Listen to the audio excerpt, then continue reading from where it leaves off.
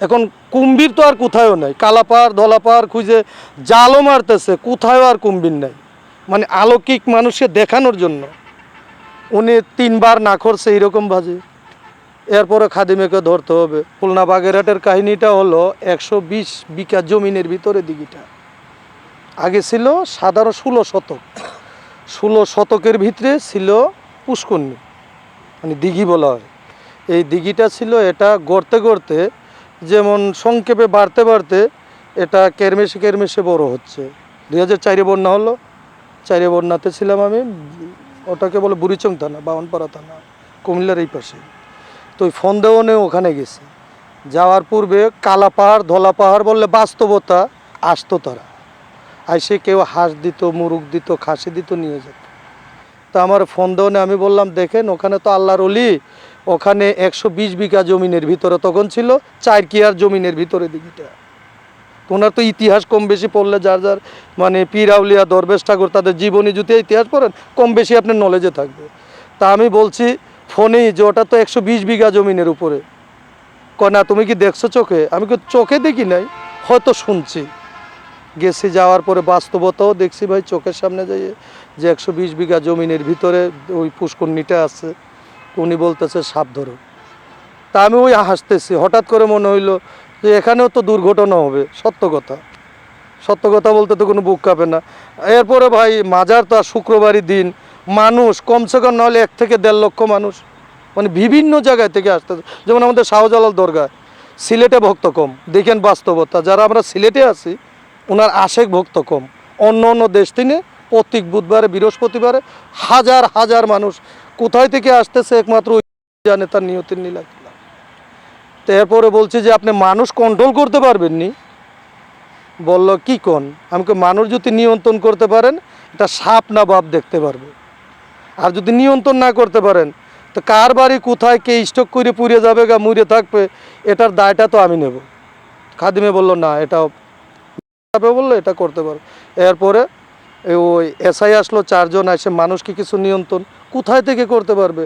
কারণ এলাকার মানুষ না তো যে হয়তো তারা দিলে ধমক দিলে মানবে। বিভিন্ন জায়গার পর্যটক আছে, তারা তো ওই বিঘেই যায়, চলে যায়।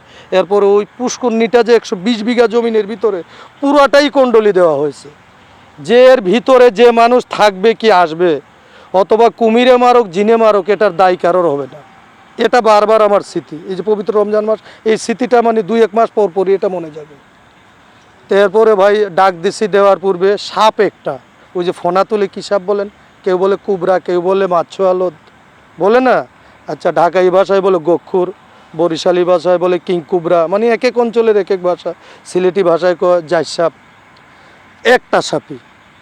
তো সাপটা যখন পুষ্করণীর মাঝখানে কিছু ফেনা আছে, ফেনা বুঝেন ঝারমুনির, এই ঝারমুনির ফেনা মনে কয়েক 20-25টা ফেনা হবে। ওই ফেনার নিচেও আর এক মাজার। এটা অলৌকিক কাহিনী, আমি যে বলছি সততা, এইগুলো আল্লাহ পাক রাব্বিল আলামিনে জানে। তখন সাপটা বাইর হয়েছে, সাপ এতটুক, এই সাপটা হয়ে গেছে 11 হাত লম্বা, 11 হাত, আর মানে বেড়ে আসে না, এটা তো সাপ না, মানে এই। এখন কুম্ভীর তো আর কোথাও নাই, কালাপাহাড় ধলাপাহাড় খুঁজে জালও মারতেছে, কোথাও আর কুম্ভীর নাই।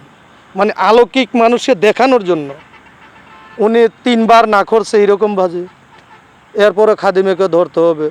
তো ওখানে জেলে থাকতো, জেলে ওর তো তারা মানে 5 মিনিট 10 মিনিট বুড় দিয়ে মাছ ধরতো। অনেক জায়গাতে আছে জেলেরা 2-4 মিনিট থাকে, অক্সিজেন ছাড়াই থাকে, মাছ ধরে। সে কলে ওটা লেজ ধরে নিয়ে আসবো, যেইটাই নি আছে না, এরকম সাহসী মানুষ অনেক আছে। আপনি বলবেন একটা, এ বলবে আরও 3টা, বাস্তবতা। তা আমি মেয়র সাহেবরে বারবার বলতেছি, চেয়ারম্যান সাহেব ওনাকে বলতেছি দেখেন চেয়ারম্যান সাহেব ঝামেলা হয়ে যাবে গা, তখন আপনি ফাঁসবেন, আমাকে পাবেন না, আমি চলে যাবো গা। আমি বারবার না করতেছি, এত মানুষ যে আছে এখানে কি 2-4 জনে আমার কথা বলবে না, সবাই আপনি আমার বিপক্ষ কথা বলবে। এরপরে নামছে, নামার পূর্বে ওই যে বুট দিছে, দেওয়ার পরে দীর্ঘত সে 5.5 ঘন্টা নিখোঁজ। 5.5 ঘন্টা তাকে খুঁজে কোথাও পাওয়া যায় নাই। এই 5.5 ঘন্টাই চতুর্মাসে বেড়া, চতুর কিনারে মানুষে বেড়া দিয়ে রাখছিল। মানে মানুষ তো জামজট, এটা তো আর শুকনা নাই যে সবাই দাঁড়িয়ে থাকবে।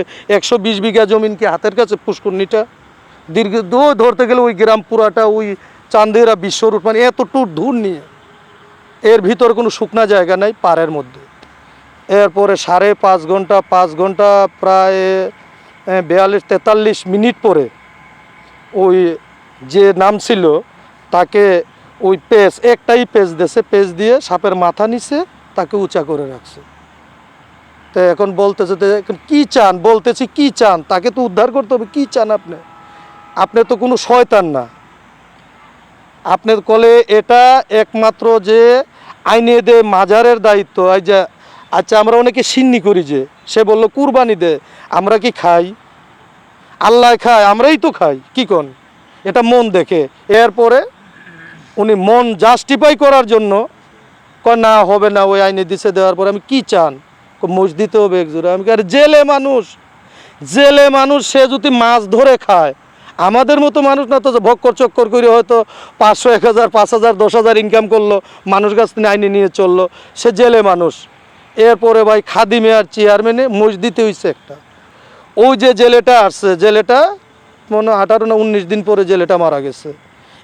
এটা ভাই দীর্ঘত ওই যে বললাম 2001-2 থেকে এটাই আমার স্মৃতিটা বারবার, যে কোনো জায়গায় গেলে এই স্মৃতিটাই বারবার স্বপ্নেও দেখি বাস্তবতা, মানে যেটা দেখছি চোখে নয়নে।